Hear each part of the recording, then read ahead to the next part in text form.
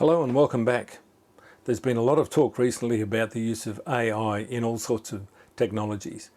And in this video, we're going to take a look at the various AI tools as they apply to photography, in particular the tools within Photoshop and some of the third-party plugins, and raise what I think is the most important question, and that is the question of authorship of the images that are created by or enhanced by the use of AI.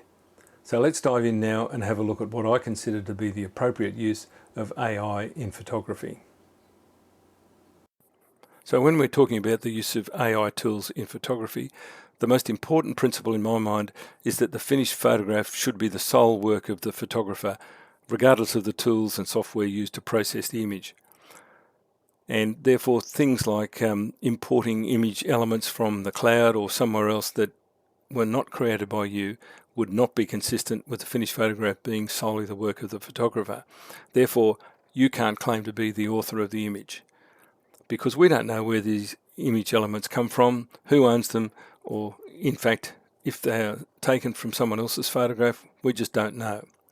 But there are several AI enhanced tools that we can use quite safely within Photoshop and Lightroom that use the material within the image that we're working on to expand or create additional material.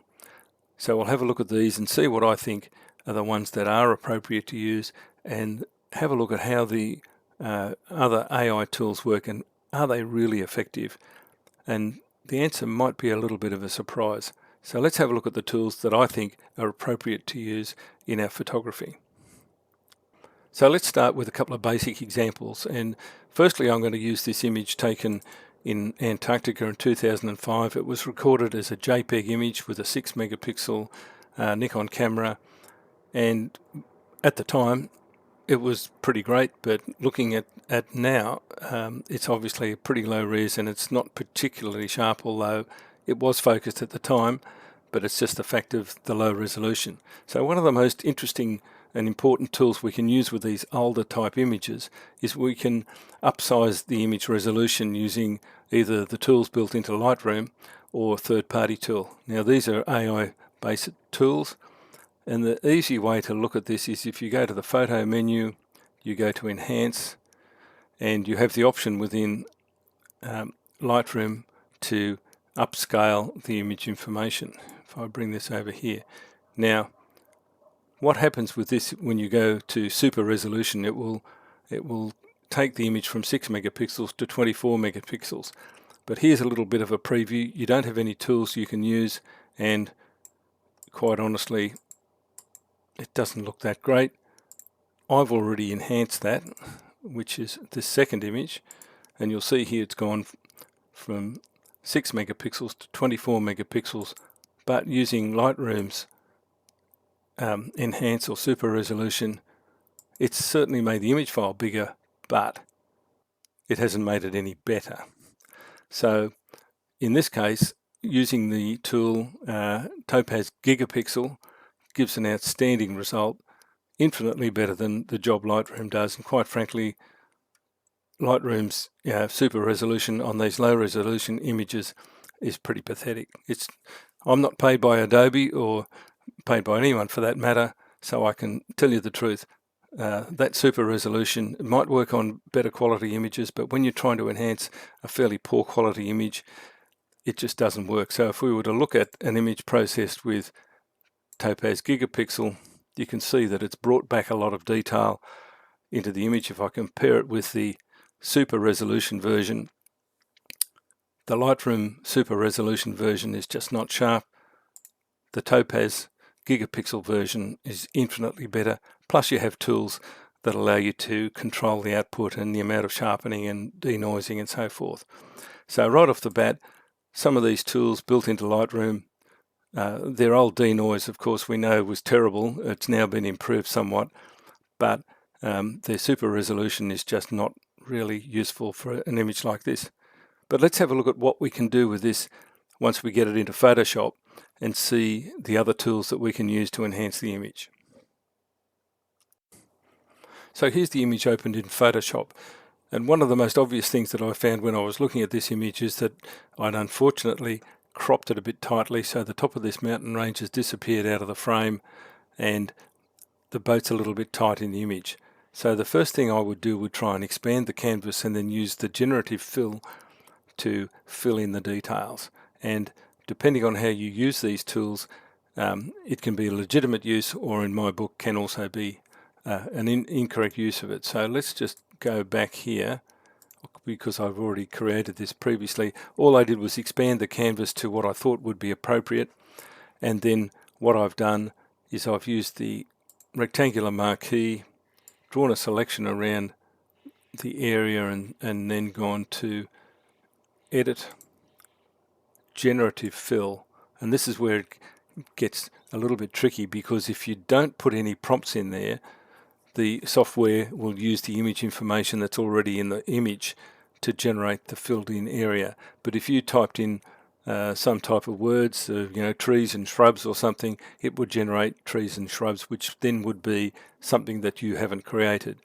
But I'm going to just say generate, and it will generate new information here based on the rest of the image here. So we'll see how good this job this does, and depending on the power of your computer, it may take a little bit longer to process than it does here, but it will use this information to create an extension on the image. And you can see here that it's actually done quite a good job. Let's just zoom in a little bit here, and let's just turn that off and on, and we can see what's happened.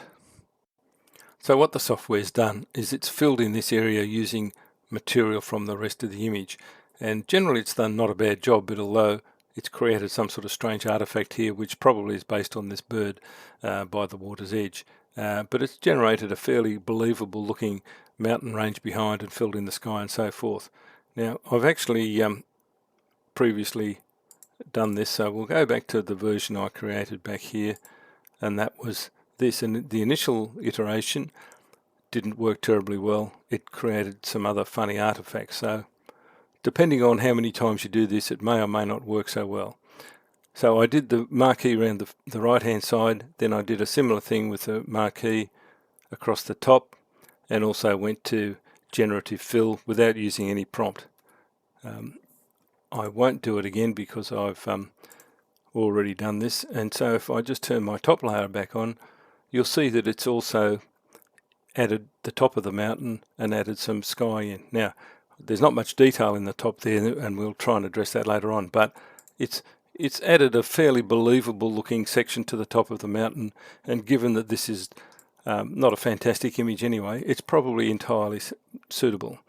So what I did then was I created a composite of those layers, and then I used the generative fill again just on this section to clean up that area that wasn't quite satisfactory. So in terms of what's appropriate use, using material from within the image to create the expanded area, I believe is entirely valid, because you're using the image that you've created. And in some instances, the generative fill is not that great. We'll look at a couple of other examples.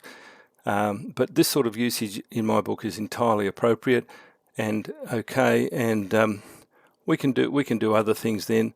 We can add more detail, enhance the image, and so that with a little bit more work, and I've applied a few more layers to this to create the final image. Whoops, I think my second generative fill was the one that's at fault there.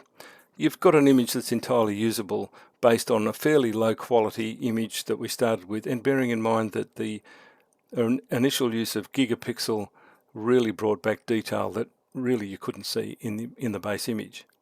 So using this first example, using generative fill without a prompt to expand an image area, I think is entirely appropriate. But let's look at some other examples. So let's have a look at another example here, and this again was also taken in 2005 on our trip to Antarctica, and this spot has a special significance for anyone that knows about the Shackleton expedition story, when they were lost on the ice for 17 months and then finally made the crossing of the Southern Ocean to South Georgia Island. And then Shackleton and his two compatriots had to cross the island that had never been done before and reach rescue. And this is the first view of the whaling station at Stromness that they saw having crossed the island, and we were able to reproduce part of that trip. And this is again a 6 megapixel image. Here's the remains of the whaling station there, with our ship in the background and a few of our fellow travellers here. And you can see again the image is a bit underexposed, there's not a lot of detail. What can we do with these AI tools?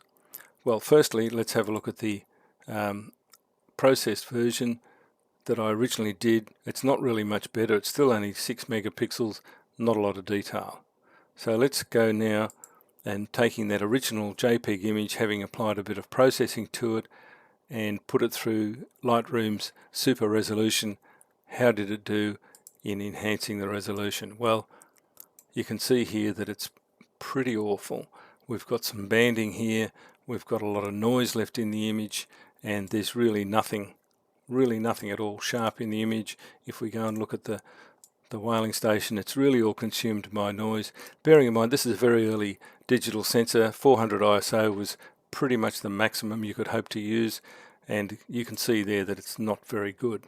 So taking this into gigapixel and then working it up using various other tools, it gives a much better result. Let's zoom into 100%. You can see that it's actually found or maybe created details, I'm not sure, but it's certainly created information here and it looks sharp enough. Let's have a look at the whaling station. It's there, it may be a little bit of artificial detail, but at least it's a usable image. So let's open this in Photoshop and have a look and see what I did. See, here we have the image opened in Photoshop. It's been upsized using Topaz Gigapixel, using the setting for low resolution images, and it's produced quite a good result. It's obviously been processed in Lightroom to brighten the image up a little bit, but it's not too bad. Now we've got a couple of issues with the image. We've got a disembodied hand on the right here that we want to get rid of, and we want to see if we can bring out a little bit more of the texture and detail in the image.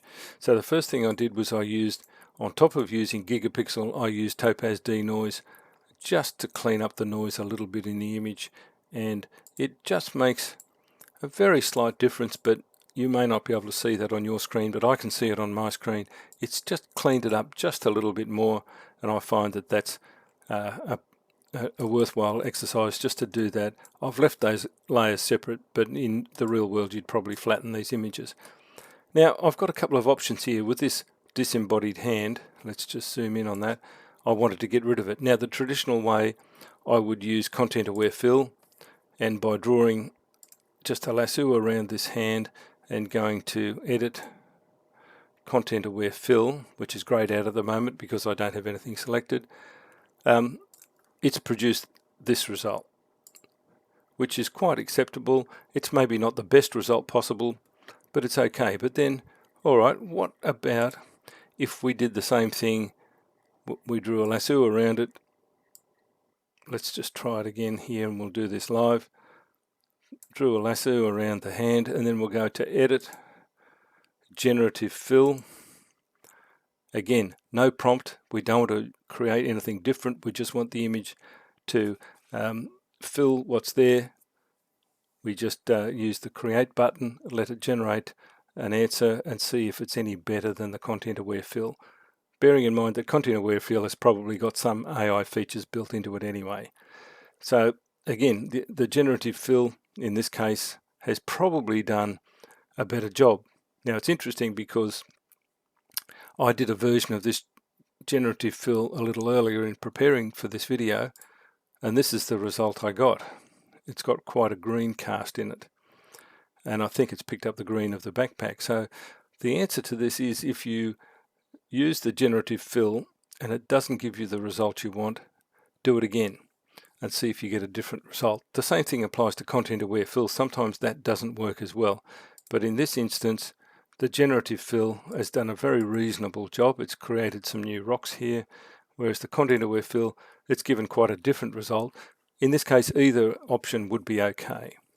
So using the generative fill technique can give you good results, but if it doesn't give you a good result first time round, try a couple of other iterations, and it may well work better.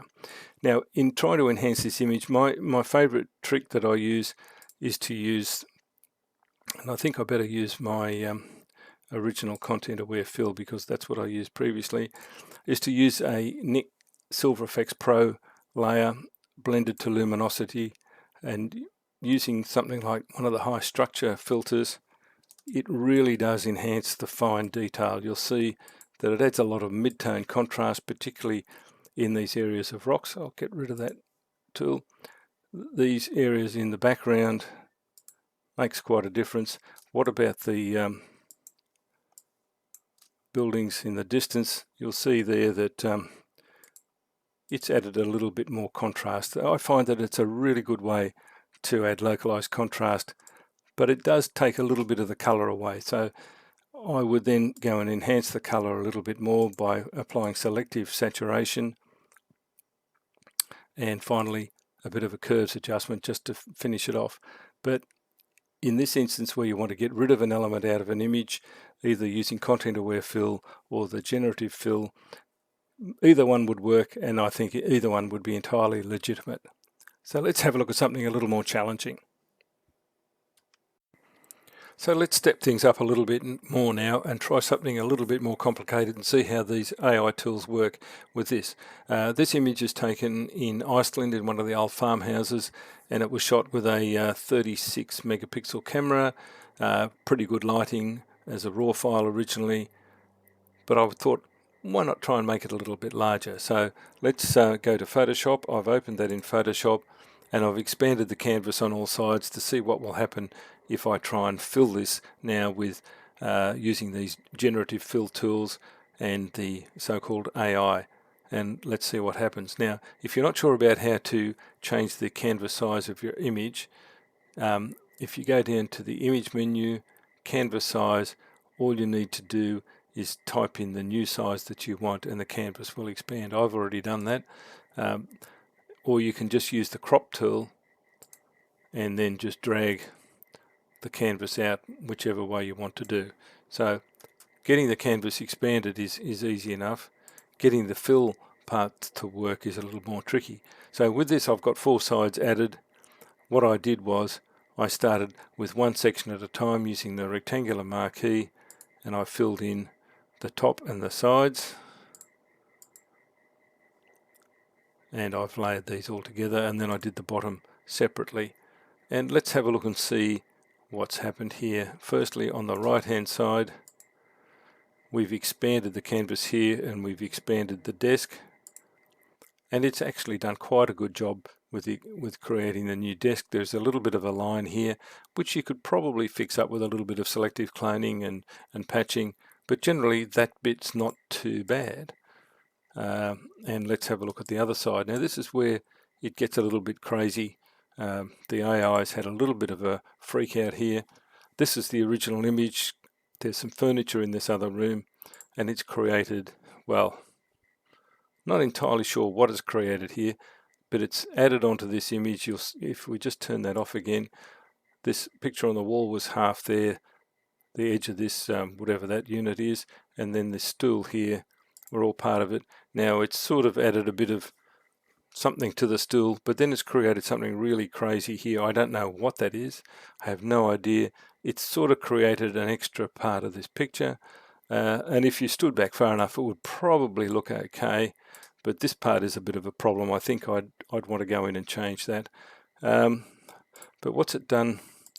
Well, it's done quite a good job with the doorway, and if you look at the bottom part of the image that I added later on, it's actually done quite a good job with the bottom part and the chairs. So all in all, probably with a score out of 10, I'd probably give it about a 7, knowing that we'd have to fix up some of these other areas. But overall, it's not done a bad job.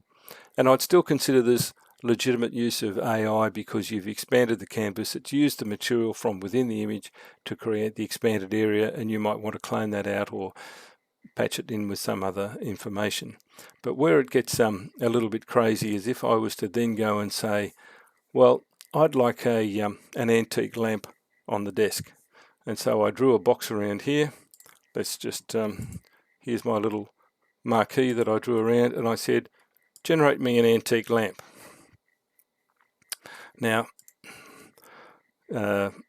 using the generative fill, in this case I typed in an antique lamp. Now this is probably the best one that I got. It's a bit strange. I really don't know where this came from, but there are a couple of other iterations. I'm not even sure what this is supposed to be, but they've got something in each of them. Now of course this didn't exist in the original image, and it's a feature that's been added. Let's leave that one there.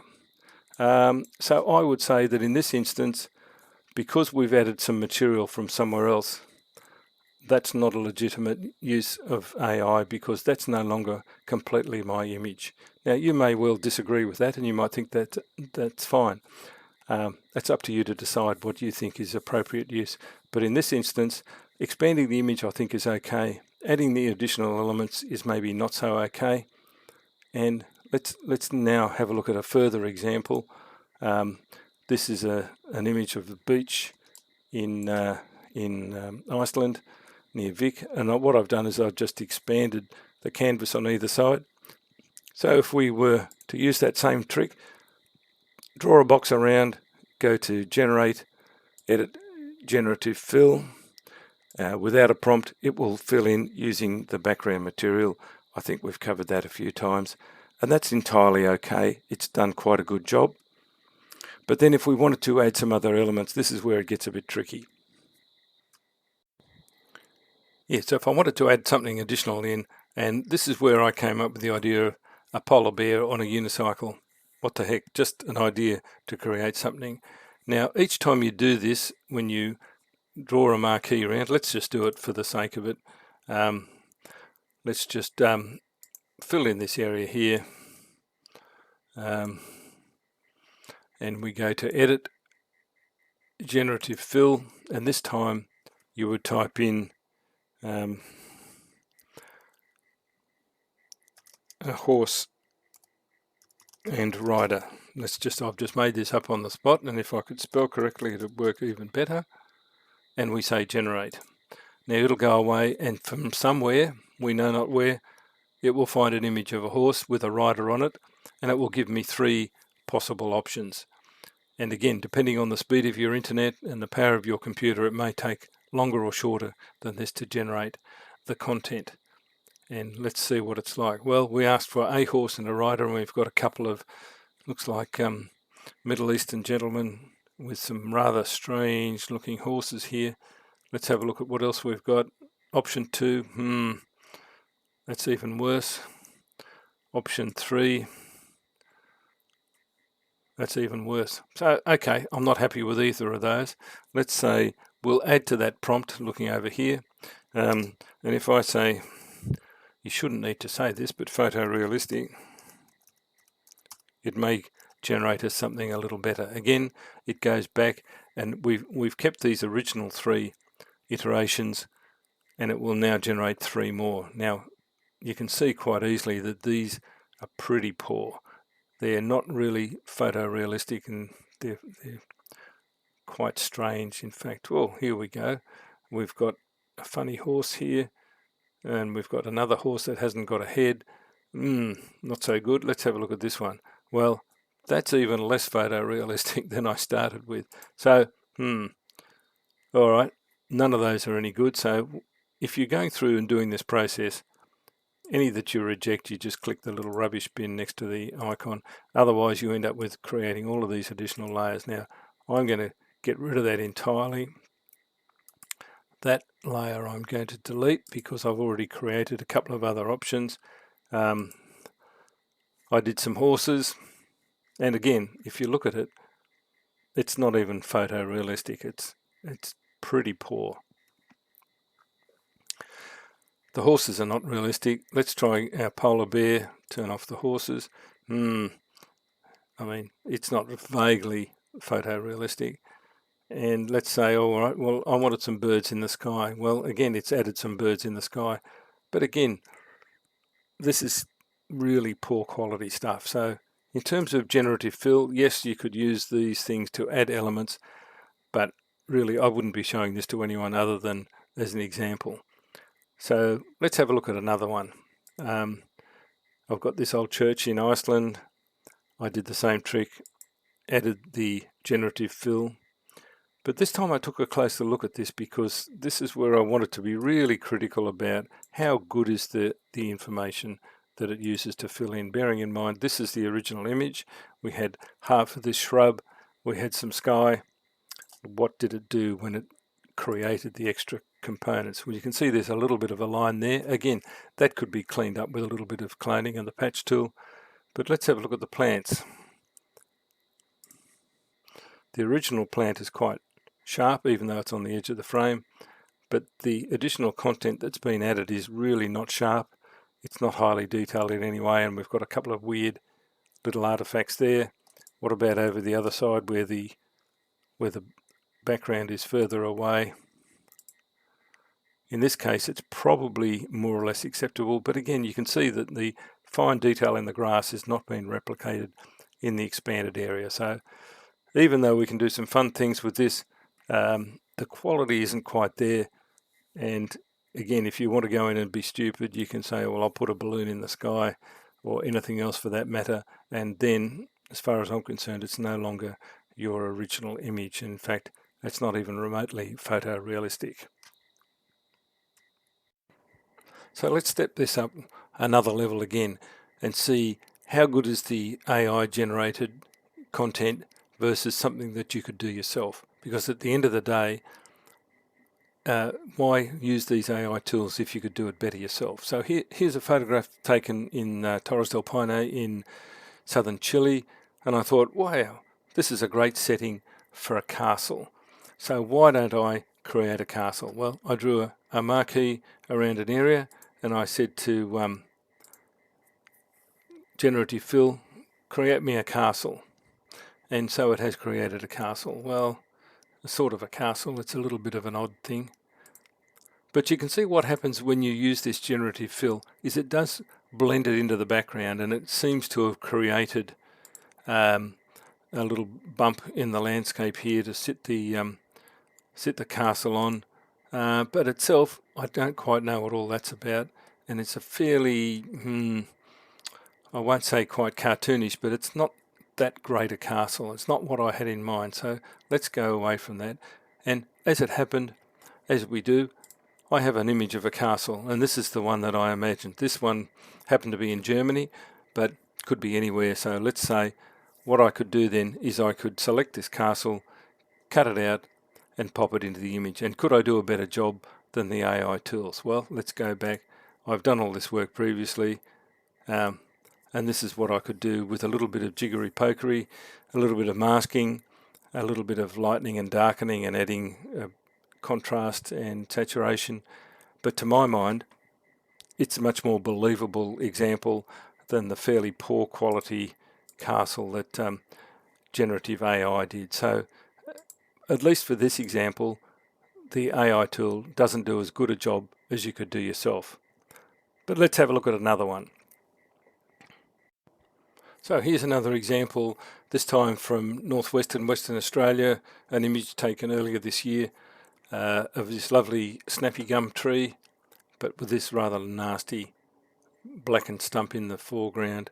And I really felt that I could probably have made a slightly wider angle shot. So let's see what I did with normal processing using content aware fill.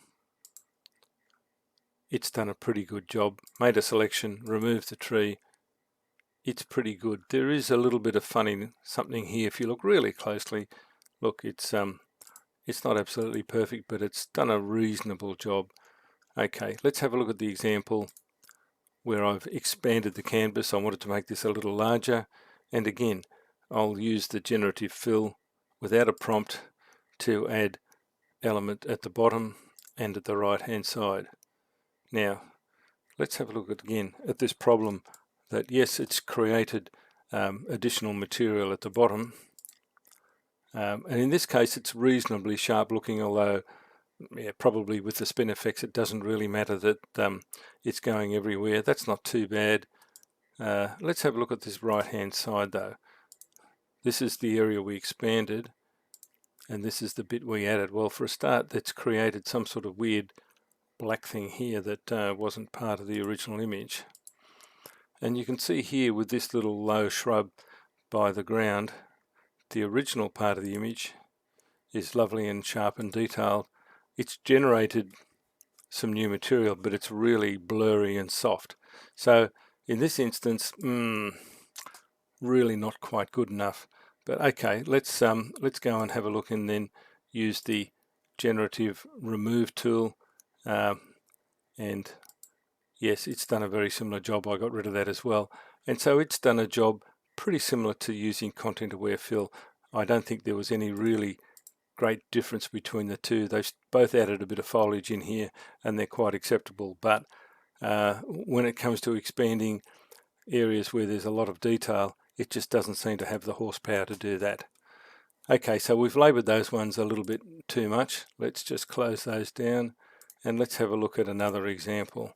Now, here's an image that I used to create my series on the creatures of the forest. Now, this is the original image. This is all just green moss. And in the final image, I just changed the colour of this part of it and painted it in using the hue and saturation tools and added a bit of darkness and maybe a little bit of softness to it as well to give the feeling of the night time. And that's quite an effective image. What does generative fill do? Again, what you can do yourself with a little bit of imagination and a little bit of skill at this stage, and things will change of course, but at this stage the generative fill is pretty ordinary. But let's now have a look at something that is really quite creepy, and we'll finish off with that.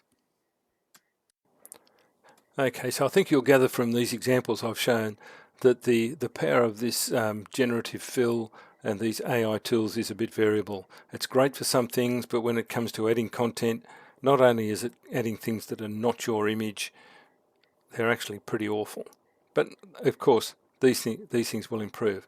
But the really creepy bit is when you generate something completely from scratch. So let's just have a look here at, when I get rid of all of these, I started with a blank canvas and I've made a selection and I've said, give me a portrait of a young girl with pale skin, or skin with a G, and curly blonde hair. And it gave me a number of examples. And these are surprisingly lifelike and also quite a bit creepy. There's something really strange about the eyes in this one, and but it's generated an image. Did this come from a single image from the internet, or is it a composite? I mean, who would know? I have no idea. Nobody would know.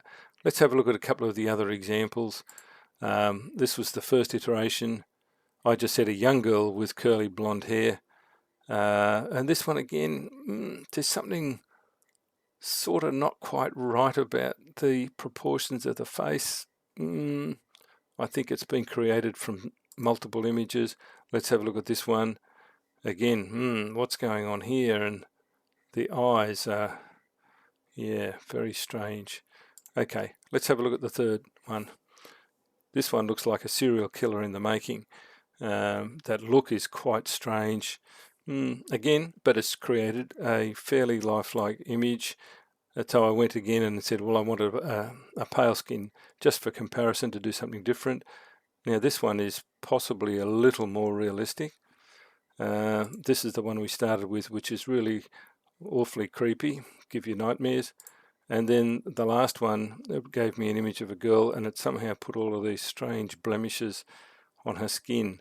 Again, it's created this out of nothing. So this is the creepy side of the AI tools. It can be used to generate an image, and in some cases quite a lifelike image, if I use inverted commas, but it's not my image. I don't even know where this image came from.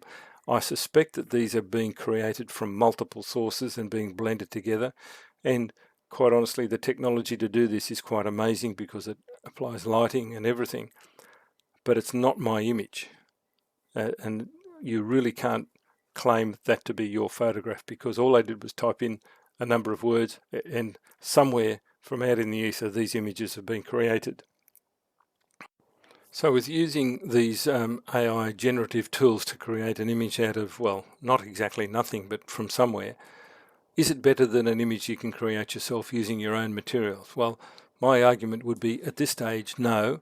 And at least with an image that I've created myself, I know that this was my photograph that I created with my model using legitimate photographic techniques. Now, this is a little bit more involving quite a lot more processing, but even just a straight portrait, doing it yourself is infinitely more enjoyable and satisfying than typing in a few commands to create something that I think, quite frankly, is really a little bit creepy and certainly not your image. So in summary, the new AI tools for filling in blank areas and maybe removing objects from your photograph are entirely okay to use, and I think that that's legitimate use of the processing tools available. But when it comes to adding whole new elements into a photograph, such as generating images from nothing, then I think this is no longer your photograph and can't be claimed as a photograph for yourself. And these tools will improve in time, no doubt, and they will become even less possible to determine whether they've been faked or not. But I think it comes down to the end of the day as to your ethics and what you believe is legitimate to use in your photographs. So I hope that's been interesting. We'll be back soon with another video, so thanks for watching, and I'll see you again soon.